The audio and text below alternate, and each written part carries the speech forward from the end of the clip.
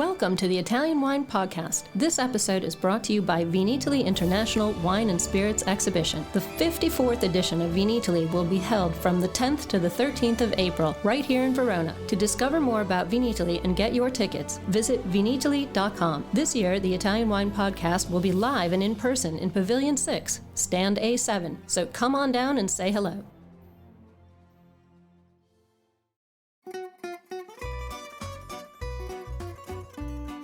Welcome to Wine, Food and Travel with me, Marc Millon, on Italian Wine Podcast. Listen in as we journey to some of Italy's most beautiful places in the company of those who know them best, the families who grow grapes and make fabulous wines. Through their stories, we will learn not just about their wines, but also about their ways of life, the local and regional foods and specialities that pair naturally with their wines, and the most beautiful places to visit. We have a wonderful journey of discovery ahead of us, and I hope you will join me.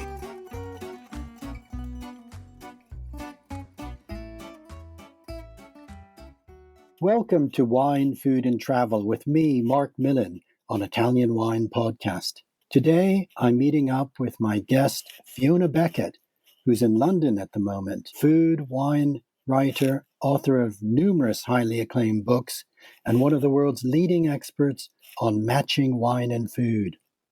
Fiona has created possibly the most comprehensive and best website on this complex subject, www.matchingfoodandwine.com. We're close friends, so I'm delighted to meet up with you again here, Fee. How are you today? I'm good, thank you. Yeah, the sun is shining in London, so...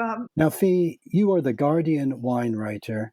You contribute regularly to Decanter and other publications, and you're the author of at least 25 books on wine, food, beer, and even non-alcoholic drinks. Some of your many titles include Wine Lover's Kitchen, How to Match Food and Wine, Eating and Drinking, and A to Z of Great Food and Drink Combinations, as well as food books such as Fiona Beckett's Cheese Course, The Frugal Cook, and The Ultimate Student Cookbook, which, as you know, it's a book I know and love well for various reasons. And you even have your own podcast with Liam Stevenson, MW, called Batonnage, which explores this complex subject of matching wine and food.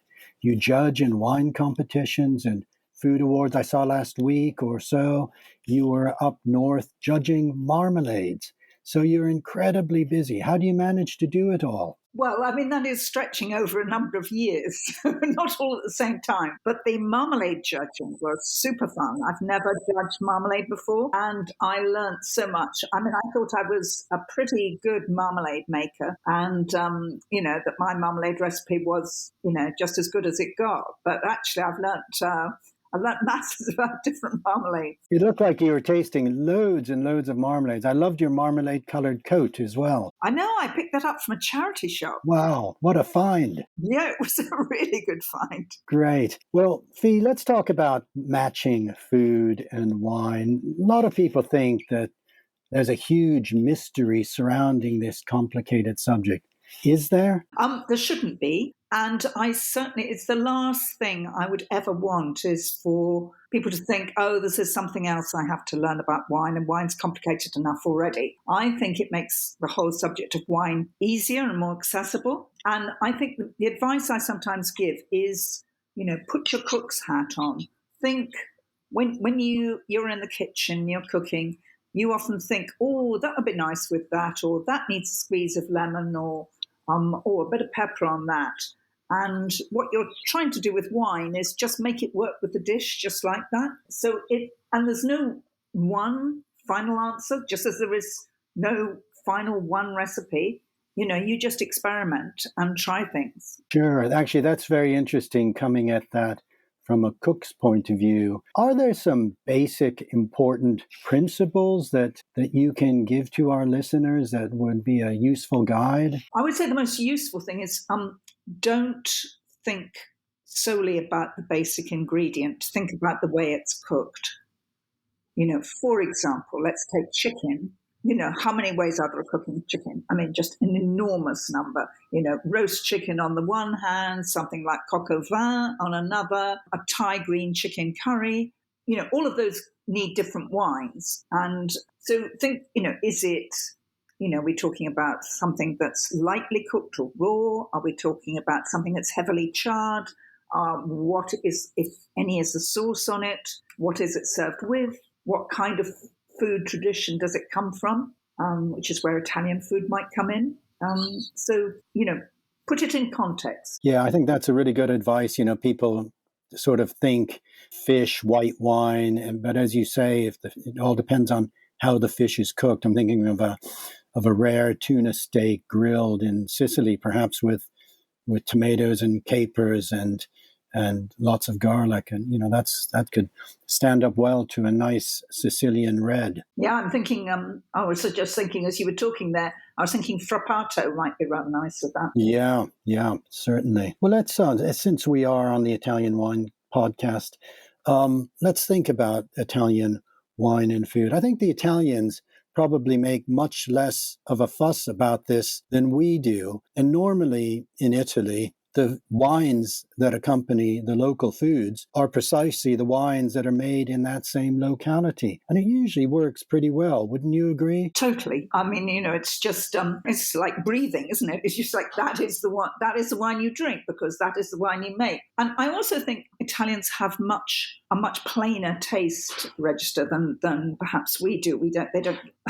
Most Italians, I find, love Italian food, and they might be occasionally persuaded to eat something else, are more than happy with it. And Italian food is not heavily spiced, is it? It's often quite simple, relying on great ingredients. And the wines are relatively modest in alcohol for the most part, certainly the more traditional styles, and they're dry. And so they just go really easily and seamlessly with the food. Yes, I think that's a really good point. And also, I think you're right that our palates are really shaped by this vast, just as we have a huge range and choice of wines from all over the world, so we have that choice with all of the different cuisines of the world that we enjoy in our lives at various times. Whereas Italians, as you say, they tend to enjoy Italian food and Italian wine, but even going much more specifically than that, their own regional foods and wines, and even more specifically than that. I'm thinking about some of the differences in the foods and wines from somewhere as close as Alba and Asti, and how the Barbera d'Alba can vary from Barbera d'Asti is almost a completely different drink that goes more closely with the foods from that nearby locality. So we're really talking about a pretty precise local tastes and flavors that people don't like to stray too far from as a general rule. I think so. I can remember being in Tuscany on a Chianti trip, and the meal would certainly in the past have started with red wine as well as finished with red wine. And so you'd get a red wine, a light Chianti, served with something like a chickpea and rosemary soup. Whereas, we might think, oh, well, white wine would be better with that. And there are more white wines there now, but, it's certainly, red wine, sort of still kicks off the meal. And, we wouldn't think that way. That's true. And actually, another interesting point, I think, is that, we'll often have a glass of wine, maybe not even with anything to eat, as an evening is kicking off, whatever time of day. But in Italy, it's very rare for a glass of wine or a bottle of wine to be enjoyed without food. Even if you are meeting friends in a bar, there will always be some sort of aperitivo offered, often quite, extensive. So wine is something that's very much enjoyed at the table rather than as a drink outside, I would say, as a general rule. It's so utterly linked to food. It's almost impossible to separate. Totally. Yeah, I agree. And those lovely bars with all those snacks lined up on the top. Just go in there and, just order one or two. I love that. Yeah, that's right. We think of Spain with its wonderful tradition of tapas, as great for that sort of grazing and drinking, but Italy really has that as well, and much more so I found in the recent years than certainly going back to the more distant past when we were traveling around Italy, 20 years ago. That's become a much more common and generous feature along those bar tops. It's something I really love. But there are some just absolutely classic food and wine combinations that just work. I think we were considering some of these, like the Adriatic Brodetto, this wonderful festival from the sea, this fish soup made often with the blue fish, the oily fish, quite different from fish soupy stews from elsewhere. Never had that. So, when you mentioned that, I'd like to think, oh, I'd love to try that. Oh, yes, it really is a real treat. In Ancona, of course, every town will have its own variation. And the white wines from Le Marche do go so well with it, particularly the more structured Verdicchio wines from Castelli di Esi, but also from Metallica. Now, I really love Verdicchio. I think it's those Italian white wines that kind of, if you taste them on their own, they're just not much. I mean, Pinot Grigio included, but, Verdicchio Vernaccia, Oviedo, and, they're kind of like really neutral. And then when you have them with food, they burst into life, they're just so perfect. Yes, I think you're right. They don't have really obvious and pronounced aromatic qualities often, which is sometimes what we're looking for. We're trying to identify scents and flavors. But as you say, when you then enjoy them with the local foods or with any food, Verdicchio, I think, is just such a great food wine. It is one of my favorite Italian wines. One of the interesting things, though, is of course how Italy has so many native grape varieties that one is still discovering. Last night, for example, Kim and I opened a bottle of a wine made from a grape I'd never encountered before, never heard of, Cococciola.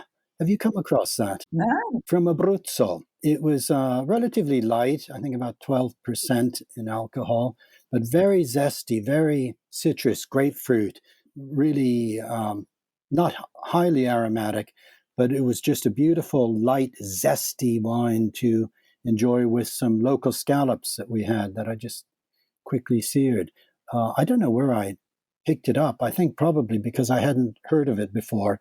And that's what I always do suggest to people, that if you're looking at an Italian wine list or an Italian wine in a shop, to choose something you've never heard of before, because it can often be so surprising. Yeah, I mean, actually, that's good wine list advice generally, because that is the way to learn about wine. You get the opportunity to try something you don't know, often by the glass, and the restaurant will have put it on because, the owner or the sommelier is really excited about this wine. And even though they think nobody will know it or recognize it, they like it so much and they don't overprice it. It's always a good buy. Yes, I think that's right.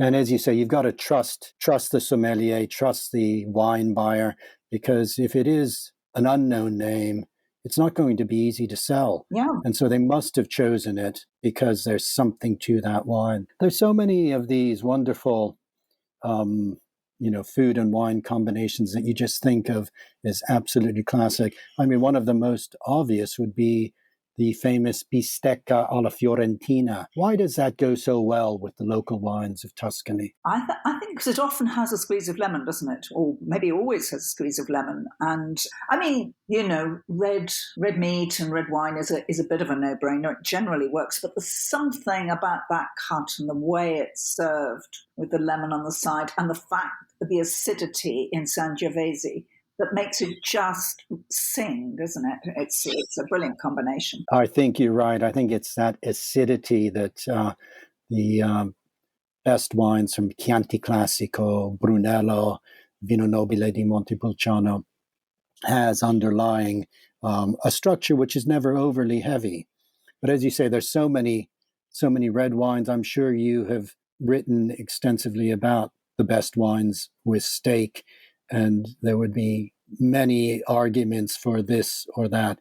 But certainly with the bistecca, I think it's one of the great combinations. We also, we think about Italian food as if it was a single cuisine. But of course, there's so many different cuisines across this lengthy country thinking of the Northeast, Friuli, Venezia Giulia, for example, where we have influences of Austria, Slovenia, Croatia, Venice, all overlaid in the foods with completely different food profiles than, say, in the deep South or indeed in Sicily.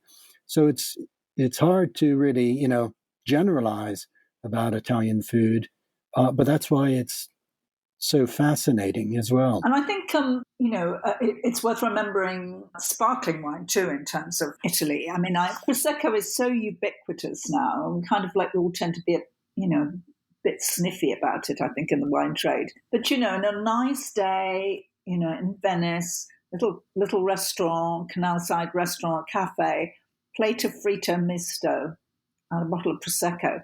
That's just a great combination, isn't it? It is. You're absolutely right. And there's so many good sparkling wines now being made everywhere in the country. I think wine technology is allowing, great sparkling wines to be made from the north of Italy right down to Sicily, where I've had some interesting sparkling wines from Caricante grapes grown on Etna. Oh, I love Caricante. That's a lovely grape variety, isn't it, to look out for? I mean, it's great with the seafood on Sicily. Oh, it is. And it's also one of those white wines that has, and few in Italy, that has a tremendous capacity to evolve with age in a way that, say, a Riesling can. So it's a stunning grape. I hope we'll see more of it.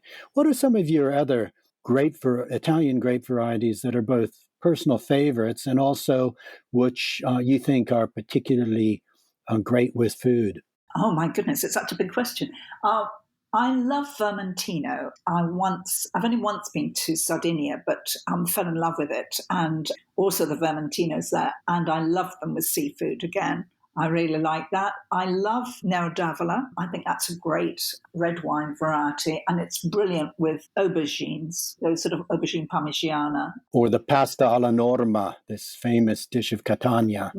So I like that. I was thinking, A to Z.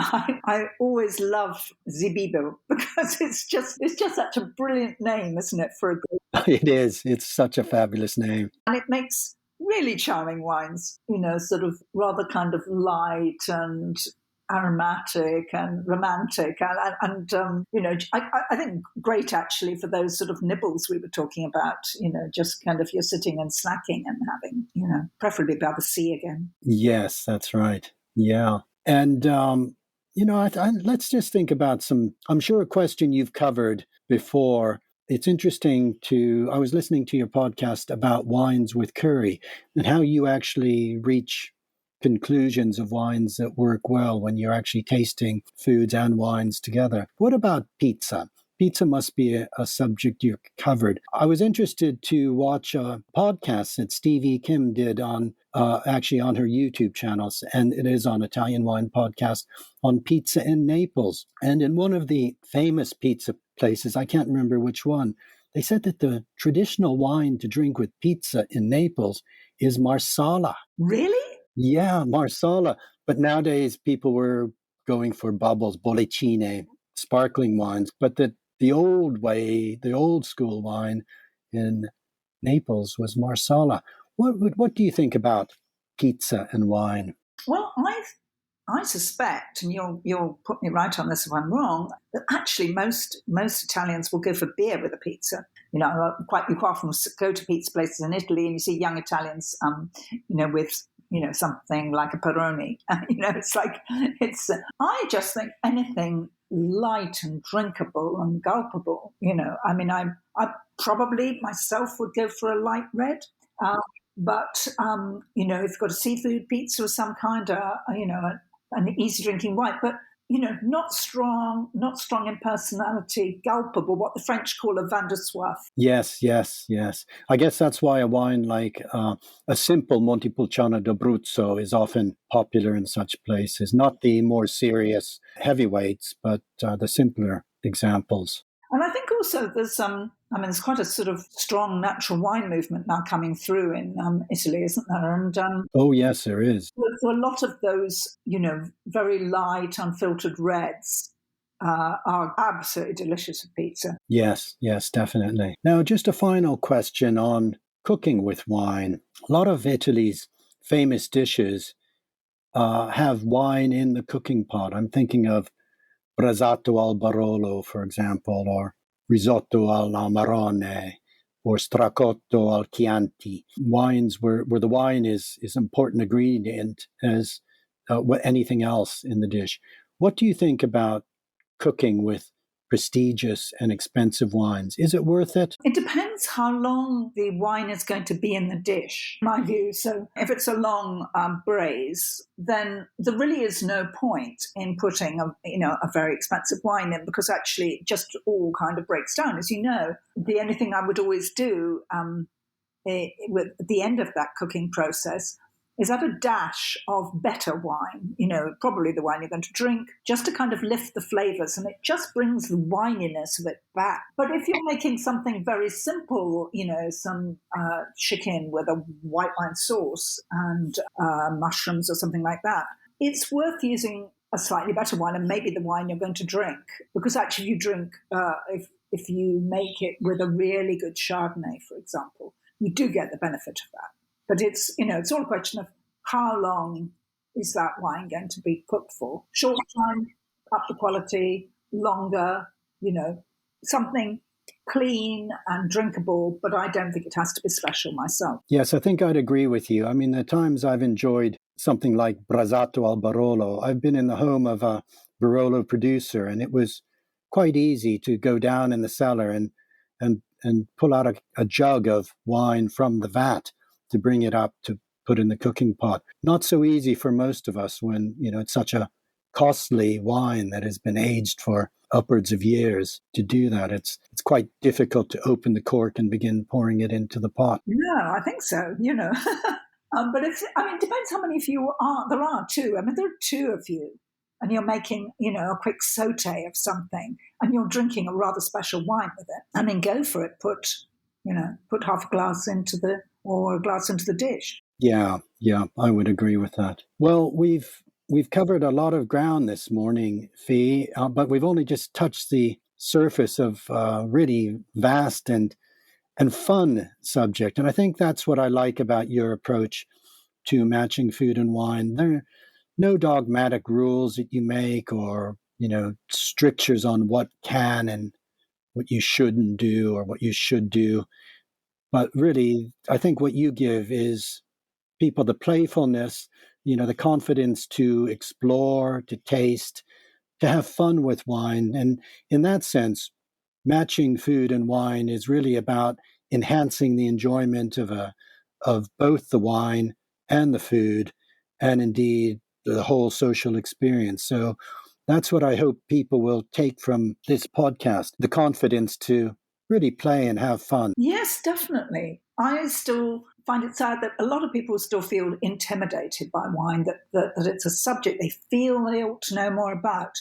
And it should just be something to enjoy and experiment with. You're not going to know everything. We don't know everything. And so, just keep trying things. As you said, you were, a different wine last night. Just constantly take the opportunity to try, and try with food, preferably. Yes, enjoying with food. And I think that's the Italian lesson as well, that food and wine are part of life, and they're to be enjoyed together. And together they make our lives better, more enjoyable. So with that, Fee, I think we'll close our podcast. It's been a real pleasure meeting up with you again today here, and I'm really looking forward to seeing you soon. Thank you very much. Thank you. Thanks, Fee. See you soon. Thanks for listening to this episode of the Italian Wine Podcast, brought to you by Vinitaly International Wine and Spirits Exhibition, the biggest drinks trade fair in the world. For more information about Vinitaly and tickets, visit vinitaly.com, and remember to subscribe to Italian Wine Podcast and catch us on SoundCloud, Spotify, and wherever you get your pods. You can also find us at italianwinepodcast.com.